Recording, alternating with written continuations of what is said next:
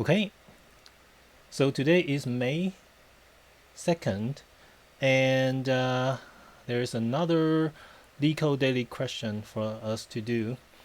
And today, originally I'm thinking about not doing a live stream today because I took a look of today's question. I figured that today's question is a hard question, and it's not just hard, it's something that I don't think I know how to do. So anyway, so this is the plan for today. Um, if I cannot resolve this issue, if I cannot find a solution of how to do this myself within a reasonable amount of time, I am going to read the solution and the discussion and then see what I can learn from them, and then see if I can do it, repeat what they did again myself. Because I checked, I don't have any submission record for these questions. So this might be a good thing for me to learn a hard question like this, because I took a glance of it. I really don't have a good idea about how to do this. So let's see what's today's question. Today's question is course schedule 3. So I remember a few days ago we have a course schedule 2, which I solve it with 2-pointer. Well, not exactly 2-pointer, but there are two array in there. So of course you have 1 pointer for each array. So I solved that by 2-pointer for the class schedule 2 problem. But today's problem, class schedule 3, it's a hard problem. So let's read the description first. So there are n different online courses numbered from 1 to n, and you are given an array of courses where courses I equals to the first element is duration, the second element is the last day, indicating that the ith course should be taken continuously for duration I days and must be finished before the last day. And you will start on the first day, and you cannot take 2 or more courses simultaneously. Return the max number of courses that you can take. Okay, so each element is a size of 2 array. First being the duration, second being the last day. So this is the deadline, and 200 is the deadline, 100 is the duration. Okay, so for this example, you can take max 3 courses. So let me guess. So the courses in the example 1 is already sorted by the timeline or the deadline, I think. So you take this, and then when you are taking this, the time exists, so then you take this, right? So I guess it's the 1, 2, 4. So there are totally 4 courses. You can only take 3 courses at most. So first take the first one, and then second they took this one, the third one, and then you reach 1, it costs 200. Third, you take the second course.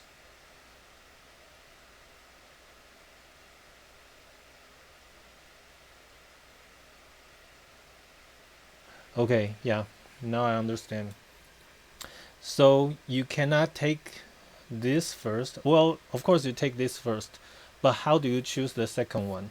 So if you take this as the second one, then you cannot take the third one, because the third one deadline is 12:50, and then by the time that you took the third, you make this the third one, you need to spend total 1300 of time, and then it's already exceed the deadline of the third one, so you cannot take this one. But then what if I take the first two and then I take this? I will spend a total of 2,300, and I still didn't exceed this deadline, right? So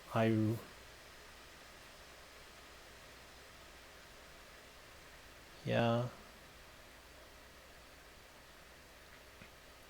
So by taking different course, I also reached to the maximum, which is 3. But how they took this is that they took the first one first and then the third one second. So then it took you 1,100 and still within the deadline. And then you take this one, it took you 1,300 and you make the deadline right here. But then you cannot take the fourth one because it will reach to a point that of 3,300, which is over the 3,200 deadline. So for their solution, they take the first 3 and they change the order.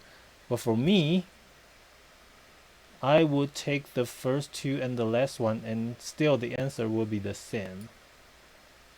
So it's probably not matter.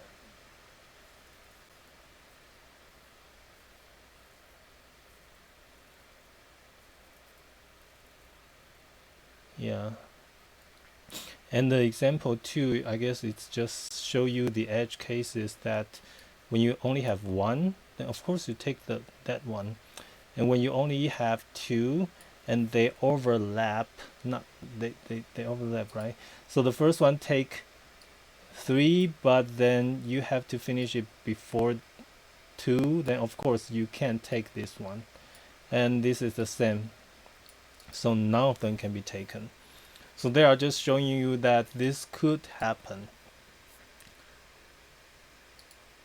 And this is the not so important edge case, I think. So I'm still curious about the first one. So I took a different route. Why I am still making I am still able to make 3 and by taking different route.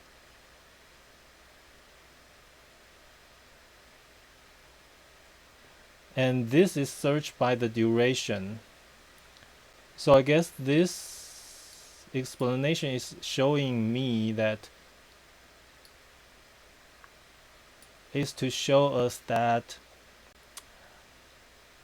we cannot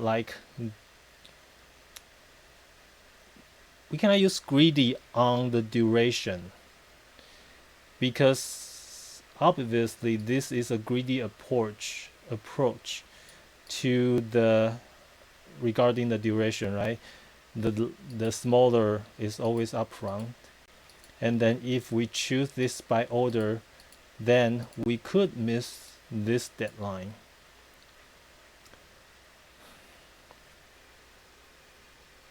Yeah, but somehow I am still able to make it 3 by choosing this 2 and this one. Yeah, I'm just curious.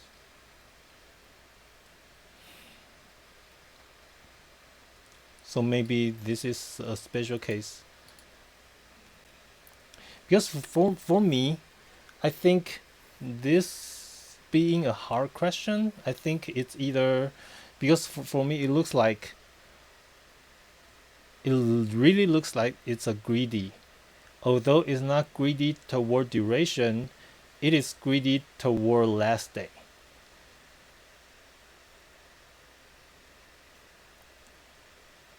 So we always choose the earliest end day first, so that the remaining time we can squeeze in more tasks. So if we would sort this according to the last day, then it will be 200, 1250, 1300, and then 3200. And then we have 4 different deadlines. So it looks to me like, for example, in this deadline, then we have 3 tasks to choose. And 3 tasks is different duration, and we want to fit in the 1300 deadline. So it looks to me like this could be a, how do that pronounce, knapsack problem by a deadline. So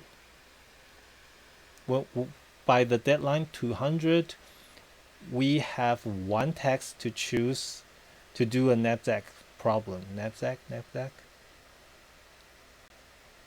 Is that how that's pronounced?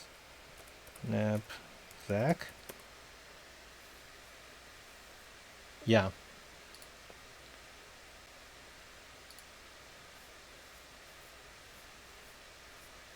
Yeah, so it occurs to me that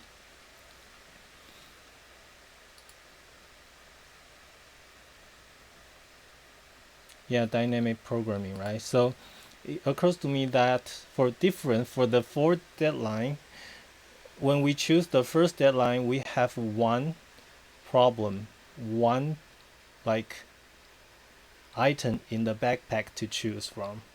When we reach to the 2nd deadline, we have 2 items in the backpack to choose from. So for each different deadline, we will have a dynamic programming problem to choose to maximize our profit.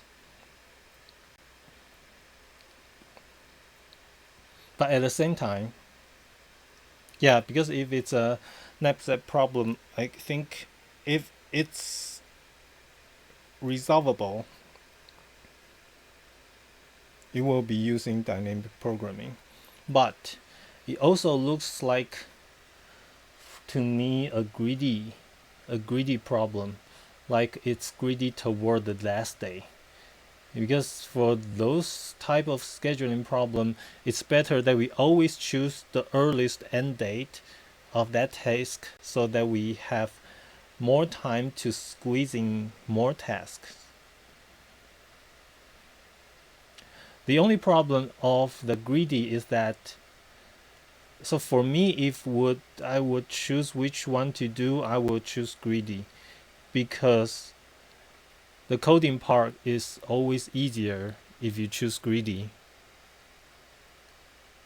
The hard part is if you can mathematically prove this problem is a fit for the greedy algorithm.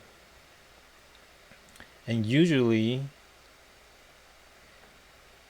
you prove by contradiction. And I cannot see how to prove it by contradiction. You have to prove that, assume that by choosing a task have a larger end date, you will get a better result, and then you prove that that's not gonna happen. So you prove that there will be no solution have a larger end date but a better result. But I can't prove it.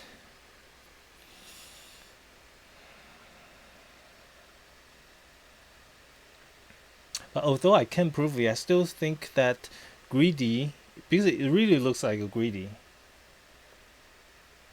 And to code greedy is way easier than to code it with dynamic programming.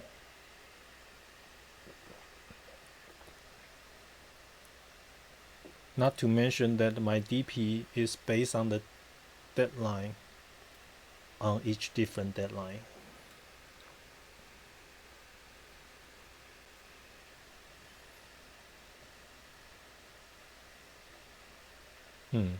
So if I would to do the dynamic programming when I really don't know how to resolve the issue, how to break it down to a smaller problem. Well, the idea is that usually by doing dynamic programming, you are breaking it down to a smaller or previous resolved problem, right? So it's like if I would take this job, then I have two choices, to take it or to not take it. And if I take it and finish it on exactly 1300 timing, then to take it, if I were to take it, is to find the best solution of the time 1300 minus 200, which is 1100. So to take the best result on the 1100 plus 1 compared to not taking it. Not taking it is the problem. Not taking it means that the best result between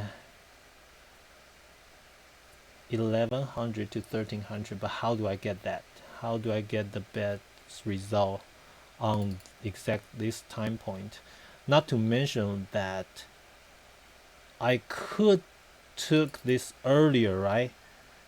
I don't need to finish that right on this time. Then how do I break it down to a smaller problem on the dynamic programming? Then how do we do it brute force though? Brute force is when we doing something like backtracking, right? We choose the first one and then we dynamically calling the backtrack, or we not choose the first one and then we backtrack. But then for this one, of course, I still need to sort it by deadline and then do a backtrack. And then backtrack is essentially DFS. And DFS plus memorization will become top-down dynamic programming. So that will be my another approach. I know I will need to resolve this by doing a dynamic programming, and I don't have the ability to break it down to a smaller problem. Then I can do top-down DFS with Memo. But that's so hard to code though. So I have two choices.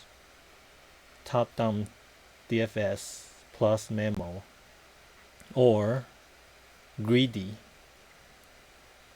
and just don't prove it and hope that it's a greedy program.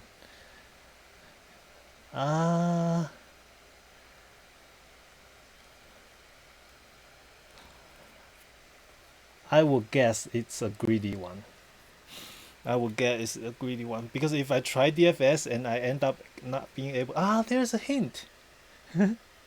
Let's try it. During iterations, say I want to add the current course. Current total time being the total time of all course taken till now, but adding the current course might exceed my deadline or it doesn't. If it doesn't, then I'll add this one new course, increment the current total time with duration of the current course. Okay? During iteration, so okay. If it exists deadline, I can swap the current course with current courses. Current course with current courses that has biggest duration. Okay, I guess it's the current course that we are dealing with the prior course that we already pick. And then we want to swap out the already picked courses, the biggest one among the origin already picked courses. right? So, wow, the hint. The English is as bad as mine. Okay, and then no harm done, and I might have just reduced the current total time, right? Yes, because I swapped one with another one, so the total count of the course is still the same, but I reduced the deadline. I might reduce the deadline though, right? Because even if I took out the biggest already picked course, I might still not make the deadline. What pre-processing do I need to do on my course processing order so that the swap is always legal? Sorting, right? So it looks to me like, because the hint one is already telling us that we can do it by iteration. And then we add it to the current total time, right? So we must sort it by the deadline, right? So this is the pre-processing that we need to do. And then we need to keep a list of the already picked course and then quickly get the biggest one. Then that's a max heap. So we need a priority queue. Of what? Of duration. Of duration. Then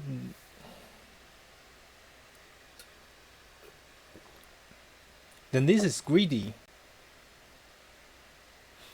After I sort it, I always pick the earliest one, right? This is greedy. And then when we can't make the deadline, we try to swap. And after swapping, we might still not be able to make the deadline, but at least we reduce the time.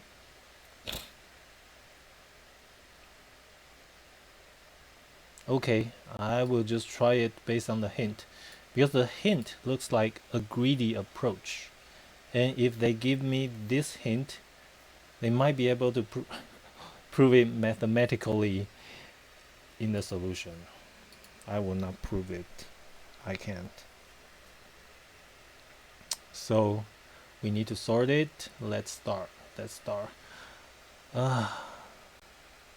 20 minutes passed. I still haven't started. Let's start. So I will sort this, but do I need to sort it first by deadline, second by duration? I could, but the problem is that we also have a priority queue sorted on the duration. So why do I need to sort the list also by duration? It won't hurt, but it's extra processing time.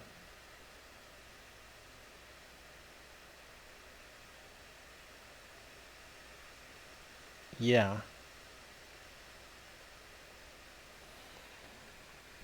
Maybe not. So let's do a sort. ARRAY arrays dot sort. Sort the courses by a comparison that's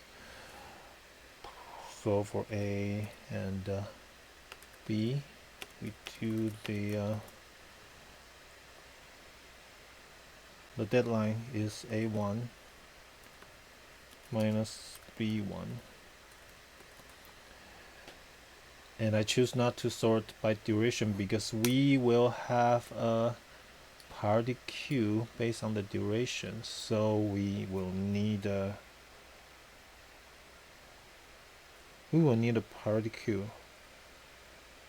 Priority q.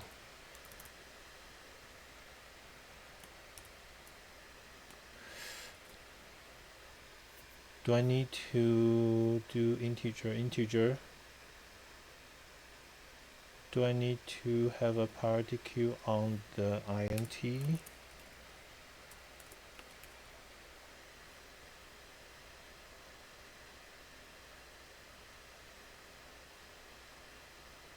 I could.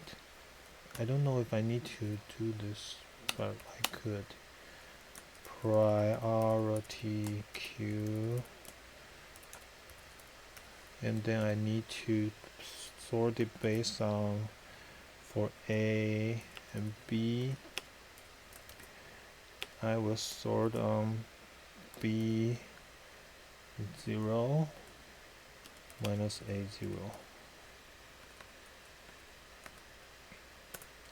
And now according to this, we need an iteration. So we will go through the entire T. Do I need the index? Do I need the index?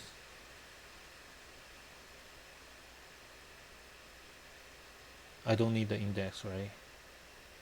Why do I need the index? I sort the input array, so the original index is already messed up by my sorting.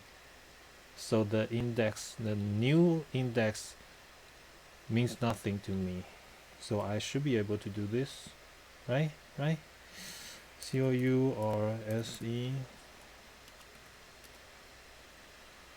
from course. For each course, so I probably need a current time.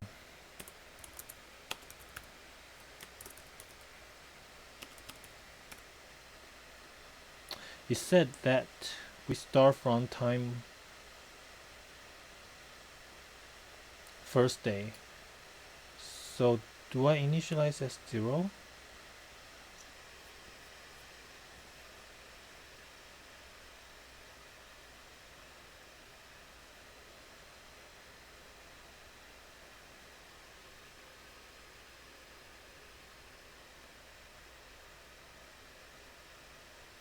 But for example, for this one, do I care?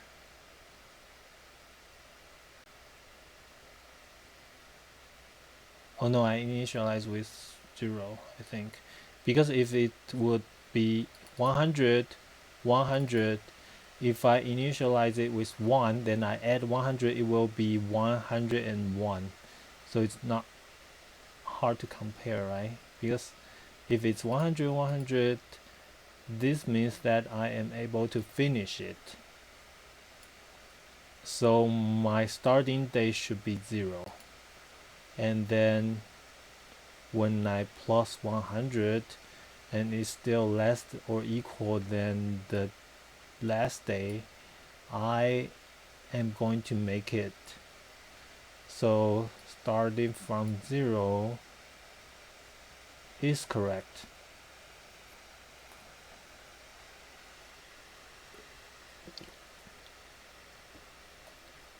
And then now for the 3 example, now hold on, this is an array. So now for each course, for example, now I'm in the first course of all of them, right? And then I will proceed the current time to the current time will plus equal to the course 0. So this is after I choose this one, right?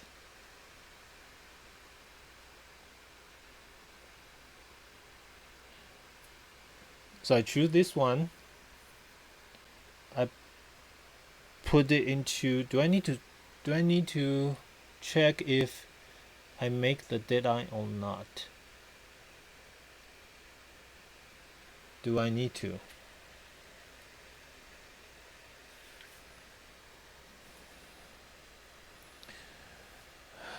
Do I need to check? Do I need to check?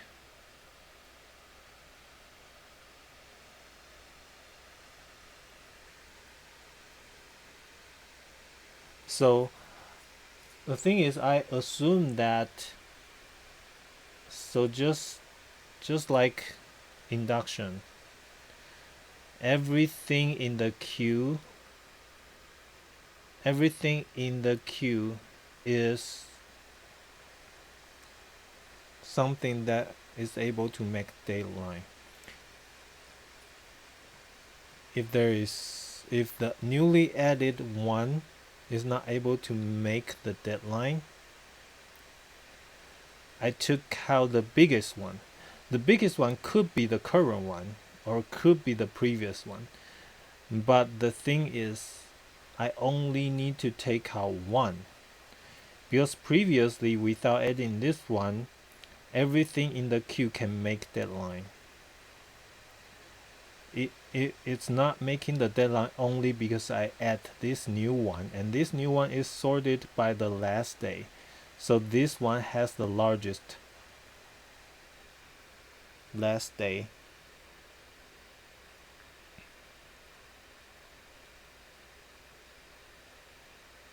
If I take out the last one, the largest one, which happens to be this one, then that's the original priority queue, and it will still make the original deadline. If I take the largest one, which is not the current one, then which means that I will definitely make the deadline. So no matter what, I only need to take one task out from the priority queue.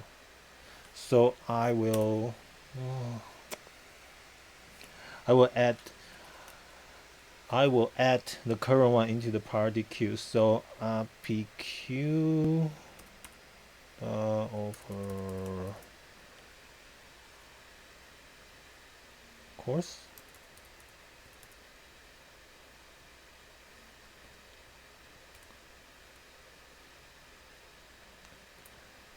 And then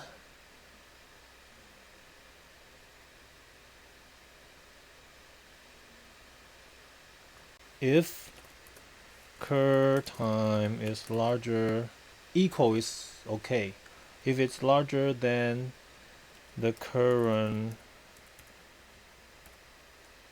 one, the current deadline, then PQ.pool.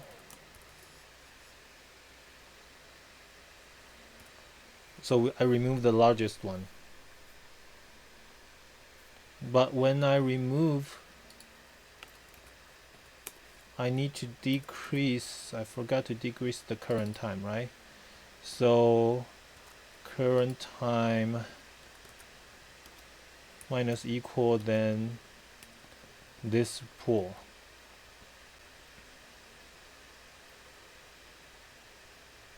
And that's it. So what are we returning?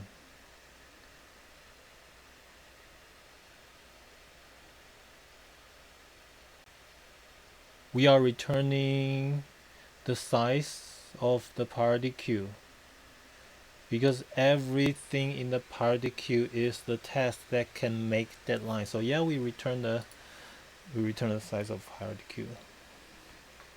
Really? Yes, we return. So hold on. PQ pool is an array, so I will do minus the duration.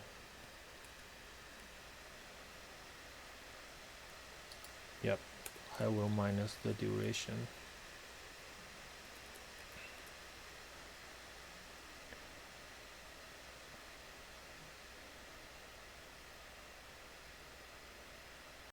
Yep, and then I return the PQ.size.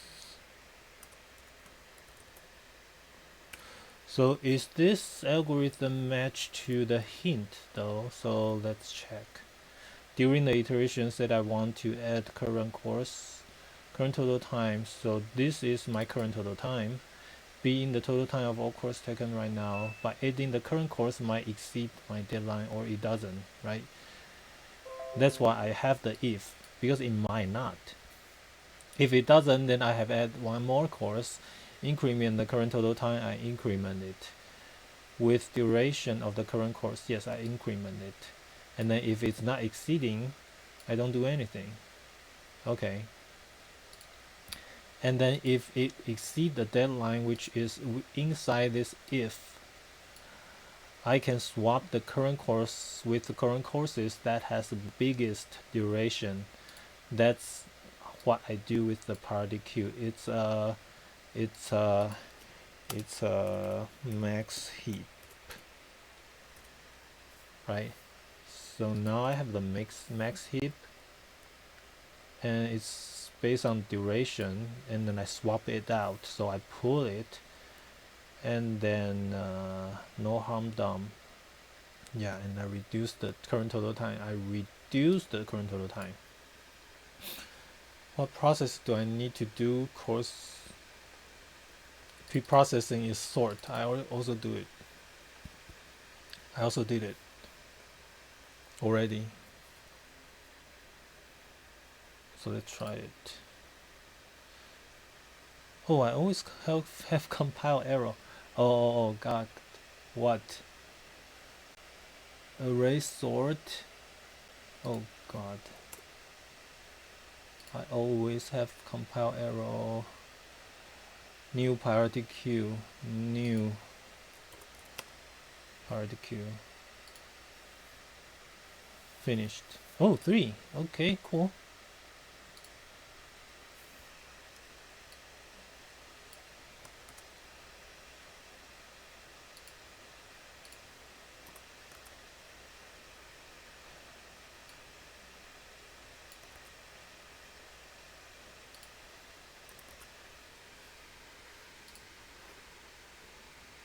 Okay, 310.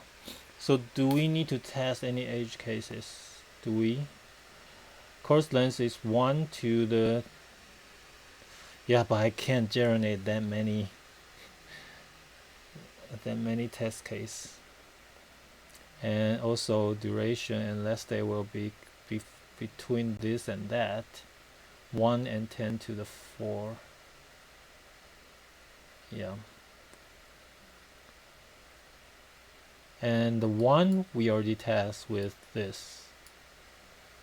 And this kind of edge cases were already checked, which is, yeah, you clearly know that nobody will ever to take this type of task.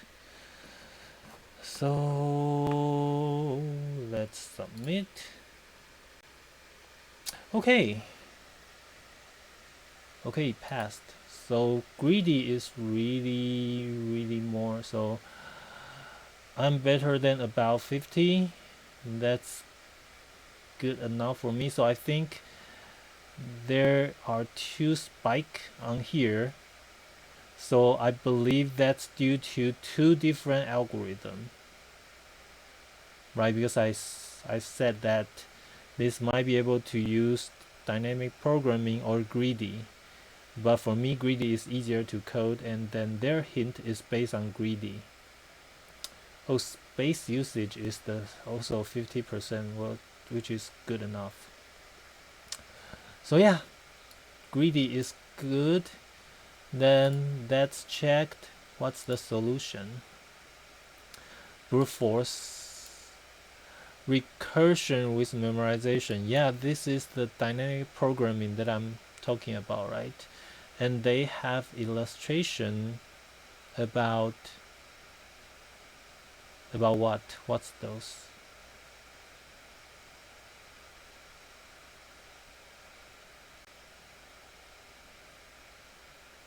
So assuming we have 2 tests to compare, AX and BY, which means A duration deadline is X, duration B the deadline is Y, Okay, then if a plus b less than the first deadline, then we can take both. If a plus b is larger than the first deadline, then we need to swap, or we need to take a first and then b, then we can squeeze in these two.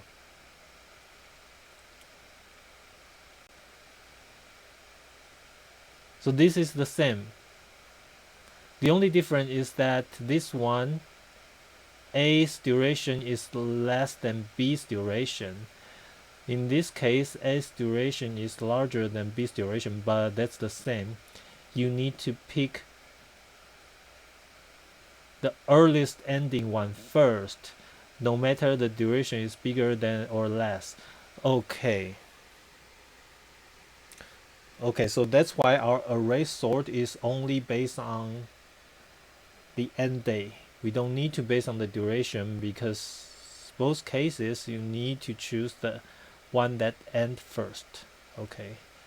Okay, and there is a case 4, which is if you add both, then it's over y. So no matter what you pick, you can only pick one. But I think the second one is still better than the first one, right? The two of them you can only pick one, then of course you pick the smaller duration. So you still need to sort by duration, right? I don't get it.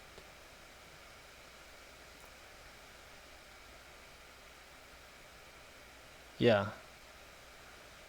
Okay, so this is the memo. So this is the DFS with memo. So the memo is based on the first dimension is course, the second dimension is deadline. Yeah, deadline plus 1. Deadline plus 1 means that the 0 is the initial condition. So when the time is 0, and then you do the recursion. So you do the recursion based on course. Well, course is the array. So based on I and time. So this I and time will be what you can find the answer in the memo. So if you are doing a DFS and then you put in the DFS with 2 arguments, then you need to memorize the solution, the already calculated solution, so that you won't do the same calculation again and again and eventually get a TLE. Yeah, so this is more coding. So if we reach the end, we return 0. If we already calculated, we return it directly from the memo. Otherwise, we take it. This is if we take it. This is if we don't take it. And then we choose the best one as our answer and put it into the memo and return. So I could have done this one, because this is my already thought. It's really hard for me to come up with this idea about what argument you are going to use. You will need to memorize it based on I and time and do a two-dimensional memo table. So this is the hard part for me. Although I have this idea, I'm probably not able to code like this. And the time complexity is n times d. N refers to the number of the course, and d is the maximum value of the end day. Yes. So because there are n is the chord length times d is the time, maximum time.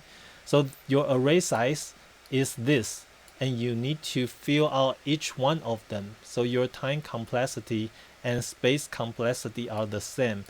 It's the size of the memo. So this one for me is easier to evaluate, but don't forget that by doing a recursion, you need a system stack. So your space complexity might be bigger than this. Iterative solution. Wow.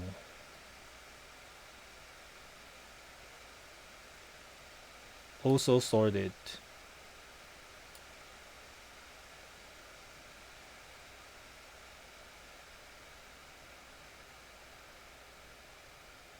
Okay, I think the iterative solution is what we called,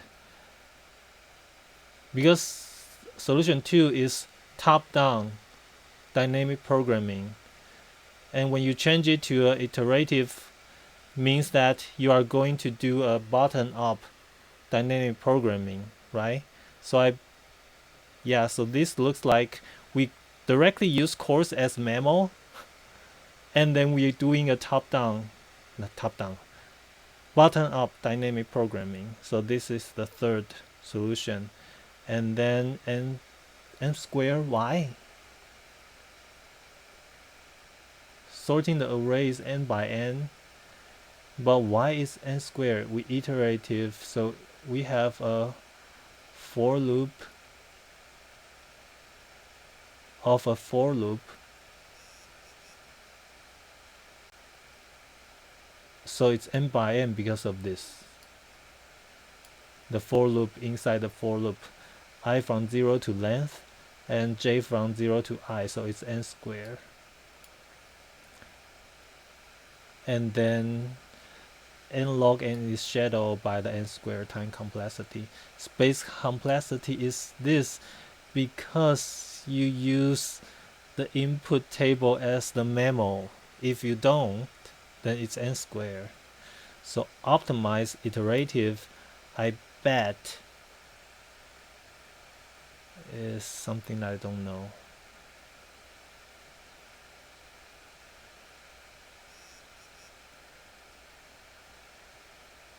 You are still doing a for loop,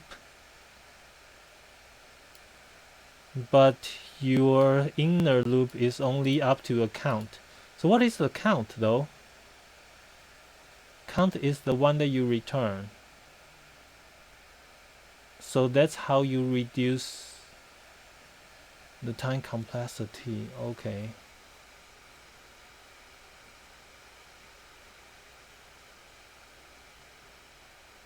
Okay, this one I'm not going to understand. I have to read it carefully to know why you can reduce it like this. Yeah, but it's an improvement from the previous one. So it's just somehow they figure a way to reduce the inner loop count to this. Actual list. Wow, how many approach they have? Actual list.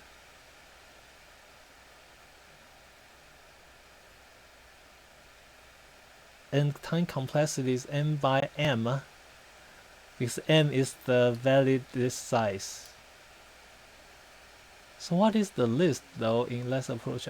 Oh, but this is according to the previous approach, and I already not understanding the previous approach, so I will probably skip this.